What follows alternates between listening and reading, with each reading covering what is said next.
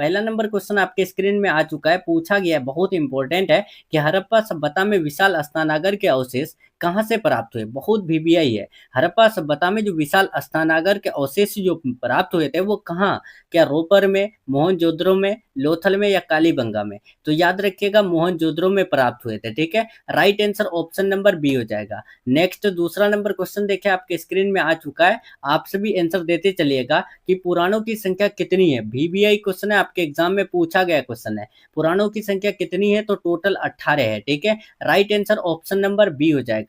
चलिए नेक्स्ट तीसरा देखिए, ये भी वीवीआई क्वेश्चन है, आपके एग्जाम में पूछा गया है। अर्थशास्त्र के लेखक कौन है, बहुत वीवीआई है, याद कर लीजिएगा। अर्थशास्त्र के लेखक पूछा है तो याद रखिएगा कौटिल्य है, और कौटिल्य का दूसरा नाम चाणक्य है। ठीक है, right answer option number C हो जाएगा। चलिए चौथा नंबर क्वेश्चन देखिए आपके स्क्रीन में है। पूछा गया है हीनयान और महायान संप्रदाय किस धर्म से संबंधित है। हीनयान और महायान जो है ना, कौन से कम्युनिटी से यानी कि कौन से संप्रदाय से जुड़ा हुआ है। क्या जैन धर्म से, बौद्ध धर्म से, या फिर जो है शैव धर्म से, या फिर जो है हिंदू धर्म से। तो याद रखिएगा फोर का राइट आंसर बी हो जाएगा। हीनयान और महायान जो है ना, बौद्ध धर्म से संबंधित है। Right answer option number B बिल्कुल राइट हो जाएगा। चलिए नेक्स्ट पांचवें नंबर देखिए, पूछा गया है शेरशाह सूरी ने किस मुगल सम्राट को हराया था। क्या बाबर को, हुमायूं को, अकबर को, या फिर जो है जहांगीर को। तो शेरशाह सूरी ने जो है ना हुमायूं को हराया था। ठीक है, राइट आंसर 5 का बी बिल्कुल राइट हो जाएगा। चलिए नेक्स्ट बढ़ते हैं 6 नंबर क्वेश्चन। पूछा गया है किस अभिलेख से अशोक द्वारा कलिंग विजय का पता चलता है। देखिए कौन सा अभिलेख है जहां पर अशोक के द्वारा जो कलिंग विजय यानी कि कलिंग का जो लड़ाई लड़ा गया था तो उनके बारे में पता चलता है। तो याद रखिएगा 13वां शिलालेख में। ये भी वीवीआई क्वेश्चन है, याद कर लीजिएगा। चलिए 7 नंबर क्वेश्चन देखिए आपके स्क्रीन में है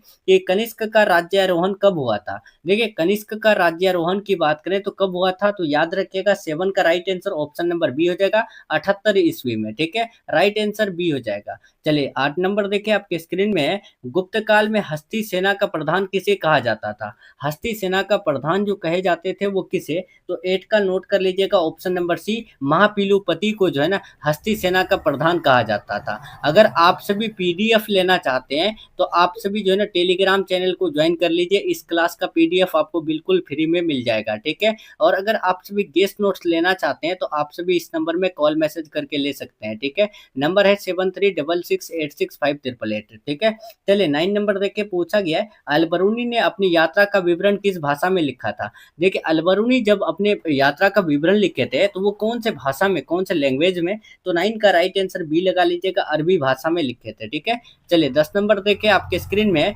दिल्ली सल्तनत की प्रथम और अंतिम महिला शासक कौन थी। देखिए दिल्ली सल्तनत का प्रथम और अंतिम यानी कि लास्ट महिला जो शासक जो थी तो वो कौन थी, नूरजहां, चांद बीबी, रजिया सुल्ताना, या फिर जो यानी जेबुन्निसा। तो याद रखिएगा 10 का सी हो जाएगा, रजिया सुल्ताना। ये यानी कि मुगल सल्तनत का प्रथम और अंतिम शासक थे। दिल्ली सल्तनत की स्थापना 1206 ईस्वी में हुई थी, ये आप याद रखिएगा। चलिए 11 नंबर देखिए आपके स्क्रीन में है। पूछा गया है विजयनगर साम्राज्य की स्थापना कब हुई। वीवीआई क्वेश्चन है। ठीक है, इससे एक और क्वेश्चन पूछे जाते हैं जो आपको मैं अभी बताने वाला हूँ। विजयनगर साम्राज्य की स्थापना कब हुई थी, तो 1336 में। और किसके द्वारा, तो ये आप याद रखिएगा। ठीक है, ये वीवीआई है कि विजयनगर साम्राज्य की स्थापना किसने किया था, तो हरियर और बुक्का ने किया था। कौन, हरियर और बुक्का। ठीक है, ये आप याद रखिएगा कब किया था, तो याद रखना 1336 में।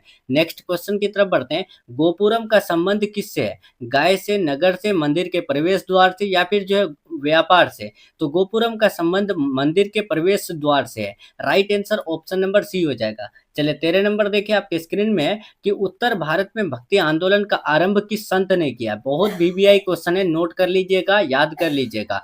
उत्तर भारत में भक्ति आंदोलन की शुरुआत जो किए थे तो वो किसने किए थे, तो डियर स्टूडेंट्स याद रखिएगा रामानंद ने किए थे। ठीक है, right answer option number C हो जाएगा। रामानंद के कुल कितने शिष्य थे, तो आप याद रखिएगा 12 शिष्य थे। ठीक है, नेक्स्ट क्वेश्चन की तरफ बढ़ते हैं। यहाँ पर 14 नंबर क्वेश्चन कि पुष्टि मार्ग का जहाज किसे कहा जाता है, कबीर को, सूरदास को, नानक को, या फिर वल्लभाचार्य को। तो पुष्टि मार्ग का जहाज की बात करें तो वो वल्लभाचार्य को कहे जाते हैं। राइट आंसर 14 का डी हो जाएगा। 15 नंबर क्वेश्चन बढ़ते हैं। पूछा गया है यहाँ पर कि पहाड़ियों एवं मुगलों के बीच हुई लड़ाई का मुख्य कारण क्या था?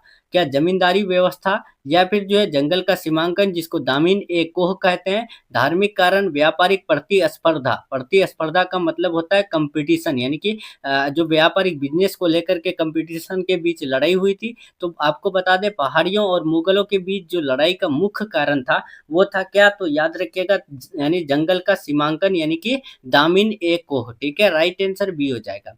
चलिए 16 नंबर देखिए। पूछा गया अकबर ने किस वर्ष जजिया कर समाप्त किया? जजिया कर क्या होता है कि ये जो है ना, यानी कि गैर मुस्लिमों पर लगाया गया एक टैक्स था। ठीक है, जिसको हम लोग क्या कहते हैं, यानी कि जजिया कर कहते हैं। ठीक है, आप ये याद रखिएगा।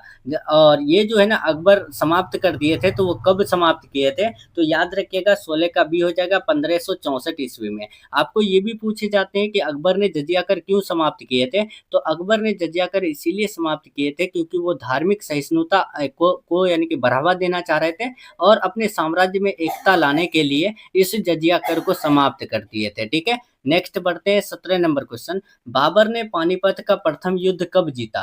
देखिए, बाबर ने जो पानीपत का प्रथम युद्ध जीते थे वो कब? तो याद रखिएगा 17 का राइट आंसर ए हो जाएगा 1526 ईस्वी में। ठीक है, ये जो है ना, यानी कि प्रथम युद्ध जो लड़ा गया था बाबर और हेमू के बीच लड़ा गया था। ठीक है, किसके बीच? बाबर व हेमू के बीच लड़ा गया था, जिसमें बाबर की जीत हुई थी, हेमू की हार हुई थी। ठीक है, और ये लड़ा गया था तो यानी कि 1526 में। और एक क्वेश्चन इससे पूछे जाते हैं कि यानी कि पानीपत का द्वितीय युद्ध कब हुआ था? पानीपत का द्वितीय युद्ध, तो आपको याद रखना है द्वितीय युद्ध जो हुआ था वो 1556 में, और तृतीय युद्ध की बात करें तो 1761 में। ठीक है, ये हुआ था तृतीय युद्ध। ठीक है, आपको बहुत बार पूछा गया, पानीपत का प्रथम युद्ध 1526 में, द्वितीय युद्ध 1556 में, तृतीय युद्ध 1761 में। देखिए, प्रथम युद्ध बाबर व हेमू के बीच लड़ा गया था कब? 1526 में। उसके बाद क्या कर दिए थे बाबर ने? मुगल साम्राज्य की स्थापना कर दिए थे। ठीक है, और ये भी क्वेश्चन पूछे जाते हैं कि मुगल साम्राज्य का संस्थापक कौन है? तो बाबर है। ठीक है, नेक्स्ट बढ़ते हैं 18 नंबर क्वेश्चन। पूछा गया है दीन ए इलाही किससे संबंधित है? देखिए, दीन ए इलाही जो संबंधित है वो किससे? बाबर से, हेमू से, अकबर से, या फिर जो है जहांगीर से? तो 18 का याद रखिएगा, दीन ए इलाही अकबर से संबंधित है। Right answer option number C हो जाएगा। चलिए 19 नंबर देखिए। पूछा गया है मुगल चित्रकला किसके समय में चरमोत्कर्ष पर थी? देखिए, मुगल जो चित्रकला थे तो वो किसके समय में यानी चरमोत्कर्ष पर था? तो याद रखिएगा, इसका राइट आंसर 19 का बी हो जाएगा, जहांगीर के काल में। 19 का बी हो जाएगा। चलिए 20 नंबर देके। पूछा गया भारत में आने वाला प्रथम पुर्तगाली कौन था? भारत में सबसे पहला पुर्तगाली कौन था जो भारत आए थे? तो याद रखिएगा 20 का बी हो जाएगा, वास्को डी गामा। ये कब भारत आए थे? तो 1498 ईस्वी को। ठीक है, और कहाँ पर आए थे? तो केरल के कालीकट में। ठीक है, केरल के कालीकट में सबसे पहले आए थे। ठीक है, और कालीकट में इनका स्वागत कौन किए थे? तो राजा जमोरिन किए थे। ठीक है, आप ये भी याद रखिएगा। नेक्स्ट बढ़ते हैं यहाँ 21 नंबर। संथाल विद्रोह का नेता कौन था? देखिए, जो संथाल विद्रोह है उसका नेता कौन थे? वीवीआई क्वेश्चन है, याद रखिएगा, सिद्धू और कान्हू थे। ठीक है, right answer option number A हो जाएगा। 22 देखिए। दामिन ओ यानी कि दामिन ए कोह क्या था? तो दामिन ए कोह जो थे, आप याद रखिएगा 22 का सी हो जाएगा, भूभाग थे। ठीक है, यानी कि संथालों की भूमि को दामिन ए कोह कहते हैं। ठीक है, right answer option number C हो जाएगा। और दामिन ए कोह जो संबंधित है वो अकबर से संबंधित है। ठीक है, आप ये भी याद रखिएगा। नेक्स्ट बढ़ते हैं। ईस्ट इंडिया कंपनी को बंगाल की दीवानी किसने प्रदान की? देखिए, ईस्ट इंडिया कंपनी की स्थापना की बात करें तो सबसे पहले याद रखिएगा 1600 ईस्वी में ईस्ट इंडिया कंपनी का आगमन हुआ था हमारे भारत में। ठीक है, और बंगाल की दीवानी किसने इसे प्रदान किया था? तो 23 का राइट आंसर सी हो जाएगा, शाह आलम द्वितीय ने। ठीक है, नेक्स्ट बढ़ते हैं 24। अस्थाई बंदोबस्त जिसको परमानेंट सेटलमेंट कहते हैं वो कहाँ लागू किया गया था? तो 24 का राइट आंसर सी हो जाएगा, बंगाल, बिहार और उड़ीसा में लागू किया गया था। ओके, 25 नंबर देखिए। 1857 के विद्रोह को किसने भारत का प्रथम स्वतंत्रता संग्राम कहा? देखिए, 1857 की क्रांति को भारत का प्रथम स्वतंत्रता संग्राम किसने कहा था? तो याद रखिएगा, बी डी सावरकर ने कहा था। ठीक है, राइट आंसर बी हो जाएगा। चलिए 26 नंबर। कानपुर में 1857 के विद्रोह का नेतृत्व किसने किया था? 26 वीवीआई क्वेश्चन है, याद कीजिएगा। कानपुर में जो 1857 के विद्रोह का नेतृत्व किए थे ना, याद रखिएगा, वो किए थे नाना साहब ने, ठीक है। राइट आंसर सी हो जाएगा। और वीर कुंवर सिंह बिहार बिहार में किए थे, ठीक है। आपको ये पूछे जा सकते हैं कि बिहार में 1857 के विद्रोह का नेतृत्व किसने किया था? तो वीर कुंवर सिंह ने किया था। और कानपुर में किसने किया था? तो नाना साहब ने किया था, ठीक है। मेरठ में लक्ष्मीबाई ने किया था। देखिए 27, भारत की राजधानी कलकत्ता से दिल्ली कब स्थानांतरित किए? देखिए भारत की राजधानी पहले कलकत्ता थी, तो उसको जो है ना दिल्ली कब स्थानांतरित किया, मतलब परिवर्तित किया? तो याद रखिएगा 27 का सी हो जाएगा 1911 ईस्वी में। नेक्स्ट बढ़ते हैं 28, पूछा गया है सुएज नहर व्यापार के लिए कब खोली गई? देखिए सुएज नहर व्यापार के लिए जो खोली गई थी, तो याद रखिएगा 1869 में खोली गई थी। राइट आंसर 28 का ए हो जाएगा। चलिए 29 नंबर, महात्मा गांधी ने पहला किसान आंदोलन कहाँ शुरू किया? देखिए महात्मा गांधी ने जो पहला किसान आंदोलन शुरू किए थे, तो वो चंपारण में शुरू किए थे। राइट आंसर ऑप्शन नंबर 29 का बी हो जाएगा। चलिए 30 नंबर देखिए, पूछा गया रॉलेट एक्ट किस वर्ष पारित किया गया? वीवीआई क्वेश्चन है, याद रखिएगा। देखिए मैं आपको ऐसा क्वेश्चन बता रहा हूँ जो आपके फाइनल बोर्ड एग्जाम में इस साल पूछे जाएंगे, ठीक है। बस आप सभी ध्यान से देखिए और हर एक क्वेश्चन को याद कर लीजिए। रॉलेट एक्ट किस वर्ष पारित हुआ था? तो 1919 ईस्वी में। राइट आंसर सी हो जाएगा। चलिए 31 नंबर वीवीआई है, बहुत बार पूछा गया, जलियांवाला बाग हत्याकांड कब हुआ था? ये भी वीवीआई है, नोट कीजिएगा, 13 अप्रैल 1919 ईस्वी को जलियांवाला बाग हत्याकांड हुआ था। देखिए 32, साइमन कमीशन कब भारत आया था? तो साइमन कमीशन जो भारत आए थे, तो 32 का नोट डाउन कर लीजिएगा। ऑप्शन नंबर क्या डियर स्टूडेंट्स? तो बी, यानी 1928 ईस्वी में साइमन कमीशन भारत आए थे। चले गांधी जी ने दांडी यात्रा किस वर्ष शुरू की? ये भी वीवीआई क्वेश्चन है, ठीक है। दांडी यात्रा दांडी से शुरू किए थे, तो वो कब शुरू किए थे? तो याद रखिएगा 33 का सी हो जाएगा 1930 ईस्वी में भारत यानी कि गांधी जी ने दांडी यात्रा शुरू किए थे। दूसरे गोलमेज सम्मेलन में गांधी जी ने किस स्थान का प्रतिनिधित्व किया? देखिए दूसरा जब गोलमेज सम्मेलन हुआ था, तो उस टाइम गांधी जी ने कौन से स्थान का प्रतिनिधित्व सबसे ज्यादा किए थे? किसान, मजदूर, भारतीय राष्ट्रीय कांग्रेस या फिर हरिजन? तो 34 का राइट आंसर सी, याद रखिएगा, भारतीय राष्ट्रीय कांग्रेस। इनकी स्थापना कब हुई थी? तो 1885 में। किसने स्थापना किया था? तो ए ओ ह्यूम ने किया था, ठीक है। ये सब आप याद रखिएगा, मैं आपको जो भी बता रहा हूँ नोट डाउन करते चलिए। 35 देखिए, भारत छोड़ो आंदोलन किस वर्ष पारित हुआ? देखिए भारत छोड़ो आंदोलन यानी कि हुआ था, तो वो कब हुआ था? तो याद रखिएगा 35 का सी होगा, यानी 1942 ईस्वी में भारत छोड़ो आंदोलन हुआ था, ठीक है। और उसके बाद जो है एक क्वेश्चन और पूछे जाते हैं, असहयोग आंदोलन कब हुआ था? तो असहयोग आंदोलन की बात करें तो 1920 ईस्वी में हुआ था, ठीक है। और सभी ने अवज्ञा आंदोलन कब हुआ था? तो 1930 ईस्वी में, ठीक है। नेक्स्ट बढ़ते हैं यहाँ पर 36 नंबर, सुभाष चंद्र बोस ने आजाद हिंद फौज की स्थापना कब की? देखिए सुभाष चंद्र बोस ने जो आजाद हिंद फौज की स्थापना किए थे, तो वो कब किए थे? तो याद रखिएगा 36 का सॉरी कहाँ किए थे? तो याद रखिएगा सिंगापुर से किए थे, ठीक है। राइट आंसर यहाँ पर 36 का डी हो जाएगा। तुम मुझे खून दो मैं तुम्हें आज़ादी दूंगा, ये नारा किसने दिया? तो तुम मुझे खून दो मैं तुम्हें आज़ादी दूंगा, ये नारा दिए थे सुभाष चंद्र बोस जी, जो कि आज़ाद हिंद फौज के संस्थापक है, और इनकी स्थापना सिंगापुर से किए थे। देखिए यहाँ पर 38 नंबर, बंगाल विभाजन किसने किया था? तो बंगाल विभाजन कब हुआ था? तो पहले आप ये याद रखिएगा 1905 ईस्वी में बंगाल विभाजन हुआ था। और ये जो किए थे वो किसने किए थे? तो 38 का राइट आंसर बी हो जाएगा, लॉर्ड कर्जन ने किए थे। चलिए यहाँ 39 देखिए, मुस्लिम लीग ने मुक्ति दिवस कब मनाया था? मुस्लिम लीग जो मुक्ति दिवस मनाए थे वो कब? तो याद रखिएगा 1939 ईस्वी को, यानी कि 1939 ईस्वी को। चलिए 40 नंबर देखिए, भारतीय राष्ट्रीय कांग्रेस की प्रथम महिला अध्यक्ष कौन थी? देखिए जो भारतीय राष्ट्रीय कांग्रेस है, यानी कि इंडियन नेशनल कांग्रेस, इनकी जो पहली महिला अध्यक्ष थी, तो वो कौन थी? तो याद रखिएगा 40 का ऑप्शन नंबर सी हो जाएगा, एनी बेसेंट थी, ठीक है। राइट आंसर सी हो जाएगा। और आपको इससे पहले बता चुके हैं, भारतीय राष्ट्रीय कांग्रेस की स्थापना 1885 में एओ ह्यूम ने किया था, ठीक है। नेक्स्ट बढ़ते हैं 41, भारतीय संविधान के प्रारूप समिति के अध्यक्ष कौन थे? यानी कि भारतीय संविधान सभा के जो अध्यक्ष थे वो कौन थे? तो 41 का याद रखेगा, भीमराव अंबेडकर थे, ठीक है। भारतीय संविधान के प्रारूप समिति अध्यक्ष तो वो थे भीमराव अंबेडकर। लेकिन वहीं पर बात करें भारतीय संविधान सभा, ठीक है, भारतीय संविधान सभा का अध्यक्ष कौन थे? तो याद रखिएगा पंडित जवाहरलाल नेहरू जी थे। कौन थे?